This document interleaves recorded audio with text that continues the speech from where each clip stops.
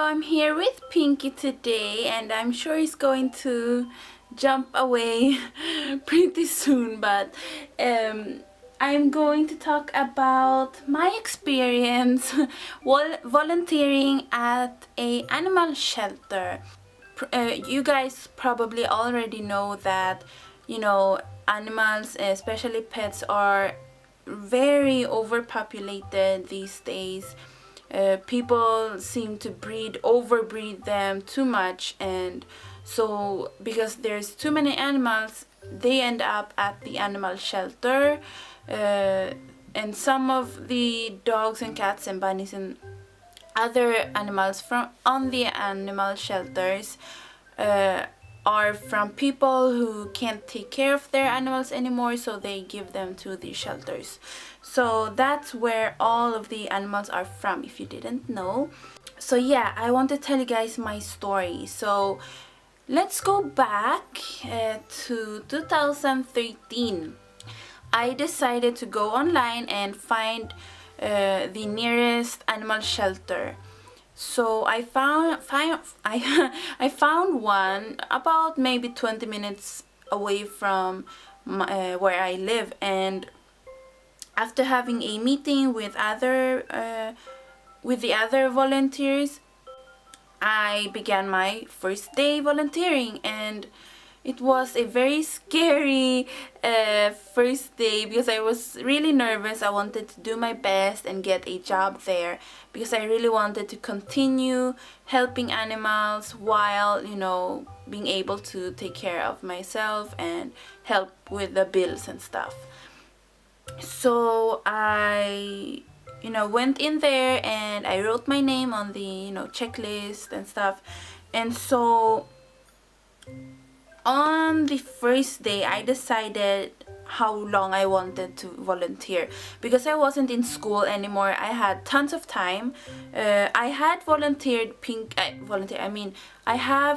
I did adopt Pinky before volunteering, so I actually adopted Pinky from the same place that I volunteered in because I wanted to help all of the other bunnies and dogs and cats and guinea pigs and stuff that were there that I wasn't able to rescue. So I decided I wanted to volunteer for 4 to 5 hours. So I spent Monday to Fridays from 10 a.m. to 2:30 p.m. Volunteering at the shelter. So I always began the day going to the bunnies.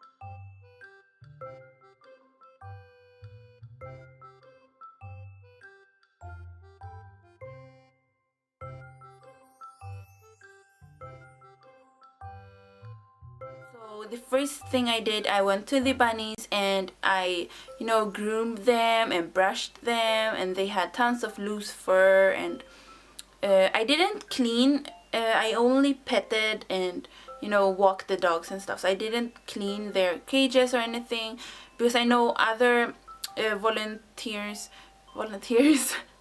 other people who volunteered did clean, but I really wanted to spend my time making them used to people so they could get adopted. So yeah, I spent about 2 hours in the bunnies room.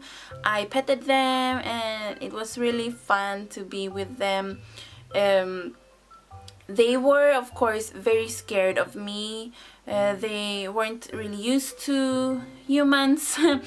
And also the reason why I wanted to spend so much time with the bunnies was because there weren't that many people who wanted to volunteer for the bunnies. So I decided I wanted to go there because, you know, so they could get some cuddling as well. So after going, being with the bunnies, I went to the dogs or cats. So I checked if all of the dogs have been walked. If they haven't, I will go on a walk with one dog. And Wendy, Terus, sama besar. Sit. Wendy. Sit.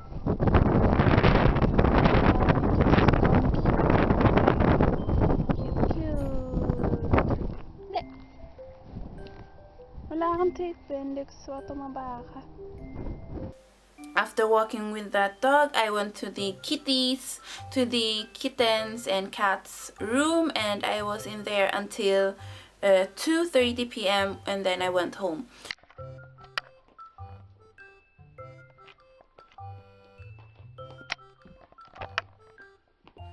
So that was my schedule at the shelter. So I want to tell you guys some of the things that happened there, because I have a lot of stories even though I was only there for 2 months. So it was very exciting to be there, and I learned so much about all of the animals.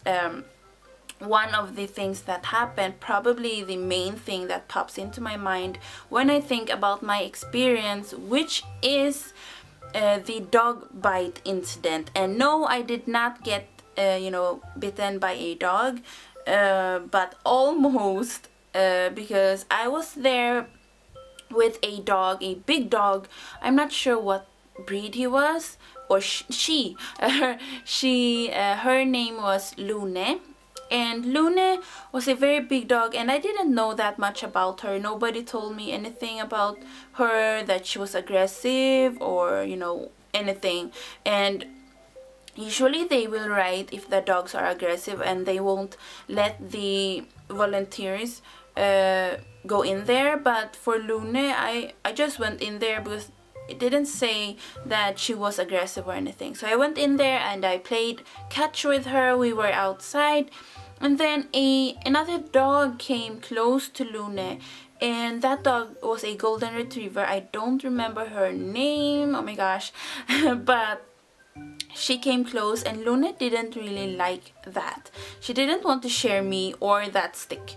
So she started to bark at the other dog, and all of the sudden she bit the dog right here on the lips, and the golden retriever screamed, and it hurt so much to hear her scream like that.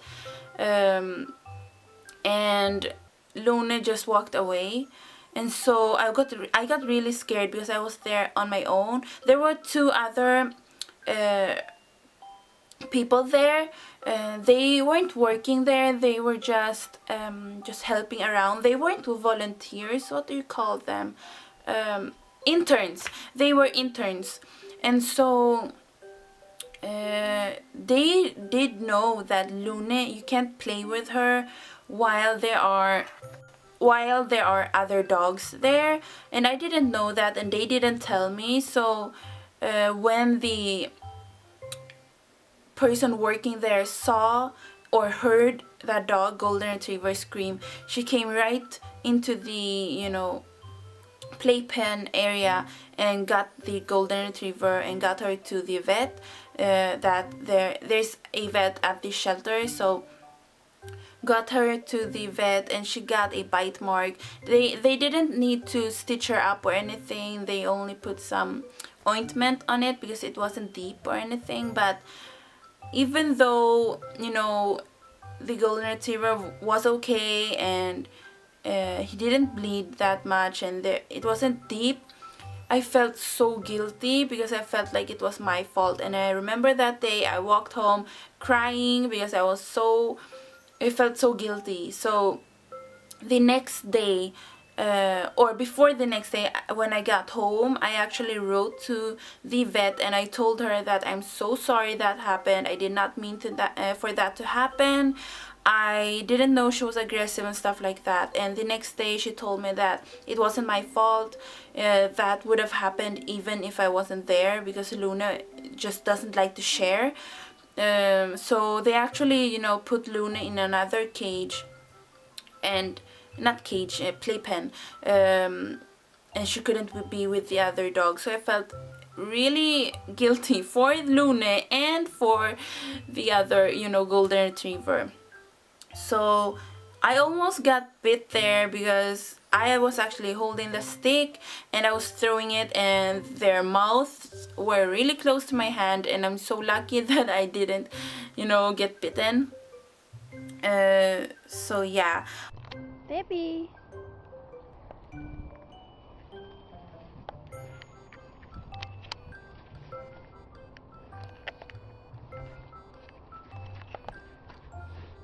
Debbie, come. Duerme con la...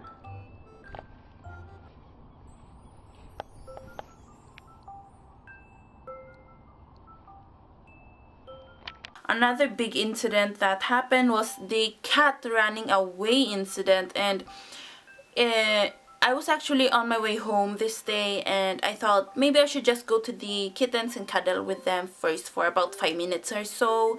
So I went in there, and when I opened the door, the cat just flew out of the door. She ran away, and the whole shelter is gated, but the gates aren't that good. They weren't that tall, so the cats can, escape if they want to. So when the cat ran out, I closed the door immediately and ran after that cat. And I shouldn't have ran, because she got even more scared when I ran. I should have just walked over to her slowly and stuff. But I chased her because I really wanted to get her inside.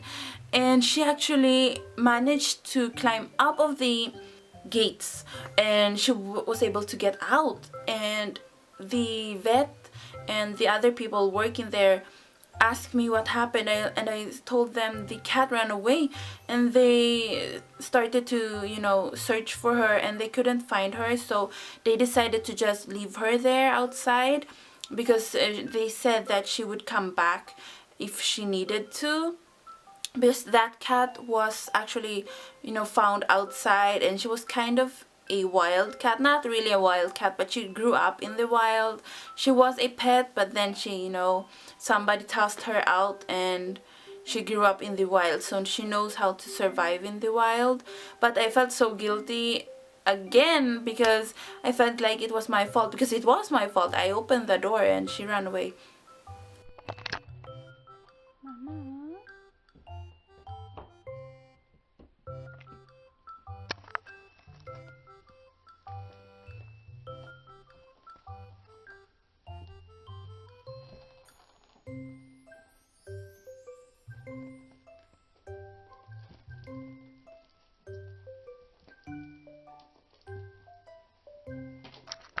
So those kinds of things can happen to you if you volunteer at the shelter. Some cats may, be lost because of you, something you did, or some dogs, might bite each other because something you did. But actually it's not your fault really, because you didn't really know, their situation, but you will feel guilty, so just know that. Another thing, I got tons of scratch marks because of the cats. I got tons of pictures of those, which I will put here right now.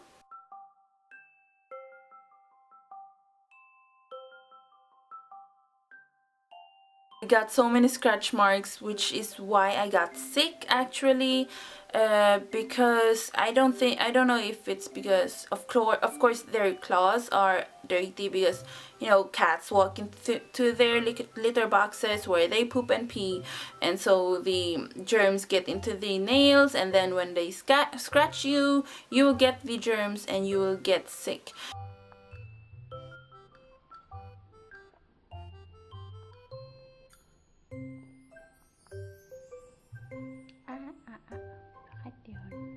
And maybe it's because I wasn't used to cats. I've never, had cats or anything, so maybe that's why I got sick so quickly. So I got sick, and I wasn't, really sick. I had a cold for a long period, which actually went away when I stopped volunteering, so that's why I know it's because of the cats. I want to say that it felt so good to be able to help out at the shelter. All of the animals there don't get 100% love and attention all of the time, because of course the people working there are very busy, and also they don't get paid from the government or anything. It's just a what's it called, non-profit organization, and they just work there, and the only money they got was from the donations from the people. So we actually donated 200 crowns when we adopted Pinky. And it feels so good to help, while they are waiting for their forever family, because you can adopt. Of course, you should adopt. You shouldn't shop for animals, but I mean, the really good feeling is when you can help more than just one rabbit, because we adopted Pinky from there, and it felt so good to help him out. But of course, there's still so many other animals there that needs love and attention as well. So I want to tell you guys the reason why I quit volunteering there, because I really wanted to volunteer my whole life there, and eventually maybe get a job there. But I actually found out that it's very hard to get a job there because of they don't get paid from the government, so they don't have that much money to hire other people. So that's why they have so many volunteers. So yeah, I couldn't get a job there, and then we actually got a job that I helped my mom out with. So I didn't have any more time to volunteer at the shelter. I had to take care of Pinky, of course, as well, and YouTube. So I really didn't have any more time to volunteer at the shelter. So what I decided to do was to donate 50 crowns every month to them. So I have a subscription to them, so I can I am donating 50 crowns each month. So maybe that will help them out a bit. And it's heartbreaking to see them there and nobody picks them up, and it's really hard. You guys have to know that when you are volunteering, you will feel sometimes sad, because you will feel sad sometimes because you're thinking that what if they don't get adopted, and what will happen to them. And at the shelter I was volunteering at, they don't kill the animals. Make sure to not volunteer at a shelter or support a shelter that kills their animals if they don't get adopted. Go to a no-kill shelter. Do not go to those shelters that kills animals, because that's just the same as going to the pet shop, which isn't good either.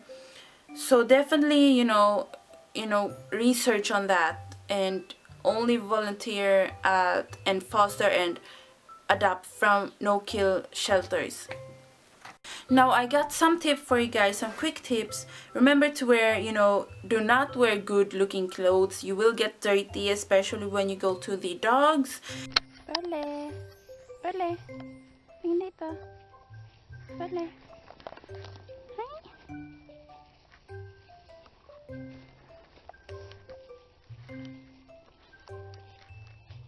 Bale, sit.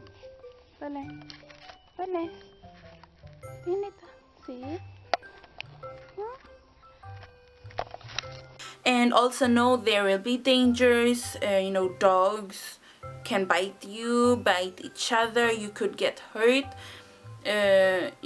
When you're walking the dogs, they could run, and you would fall on the floor, and you could get hurt. So know that when you volunteer at the shelter, there are risks. that you could get hurt or sick, and just know that, and also know about the guilt you could get if a dog runs away or if a dog gets bitten and stuff like that. Know that will happen, so you need to, you know, stay tough and still help the animals, even though you will feel guilty, because you're helping them out so much when you volunteer there. And yeah, so I really hope this video will inspire you guys to go to your local animal shelter and volunteer. I really loved the experience there, and I would love to go back and volunteer sometime in the future when I have a little bit more time.